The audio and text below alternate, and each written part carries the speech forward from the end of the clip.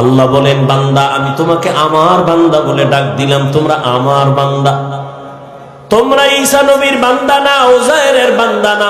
এই হিন্দু ধর্মের মানুষ, তুমি মনে করো লক্ষ্মী দেবীর কাছে গিয়া কান্না করলে বুঝি আর কোনদিন আমি গরিব হব না?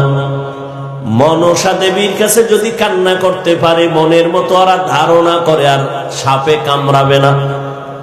শীতলা দেবীর কাছে গিয়া যদি মনের মতো কান্না করতে পারে, ধারণা করে ওদের আর কলেরায় ধরবে না। আল্লাহ কয় সব কিছু দেওয়ার মালিক আমি। আমি আল্লাহ তোদের একমাত্র মাবুদ, তোরা আমারই বান্দা। অতএব তোরা যেদিকে যাইতেছ ওটা ভুল, আয় আমার রহমতের দরজায় ফিরিয়া আয়।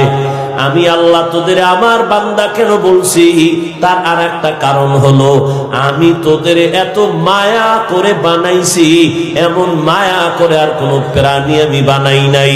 আমি আসমান বানাইছি, জমিন বানাইছি, আমার আসমান আমার সূর্য সব বানাইছে কে? আল্লাহ জমিন বানায় কয় না এটা আমার জমিন, আল্লাহ আসমান বানায় বলে নাই আমার আসমান। সূর্য বানাইছেন আল্লাহ, কিন্তু একবারও বলে নাই আমার সূর্য। বান্দাটারে বানায় কেন কয় আমার বান্দা? এর একমাত্র কারণ আমি একটা উদাহরণে ভাবে দেই।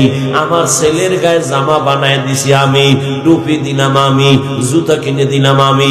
একজনে কয় হাফিজ ভাই ছেলের জামাটা ধইরা কয় হাফিজ ভাই জামাটা কার? আমি কইলাম এটা আমার না, বানাইছে কে? আমি। টাকা দিছে কে? আমি। তো আমার না কেন বলেন? আমার জন্য বানাই নাই, জামা বানাইছি আমি, টাকাও দিছি আমি, কিন্তু এটা আমার ছেলের জন্য বানাইছি। কথা ছেলে কার? ছেলে আমার। জামা আমার না, বানাইছি আমি। টুপি আমি দিছি আমার না, ছেলের পায়ে জুতা কিনে দিছি আমি, তবে আমার জুতা না। ছেলে কার? ছেলে আমার। আল্লাহ বলেন আসমান বানাইছি আমি, জমিন বানাইছি আমি, পাহাড় বানাইলাম আমি, সূর্যের আলো চাঁদের আলো দিলাম আমি, কিন্তু এগুলো আমার না। কয় বান্দা কার? কয় এগুলো আমার। সূর্য আমার না কেন? এটা আমার বান্দার জন্য বানাইছি।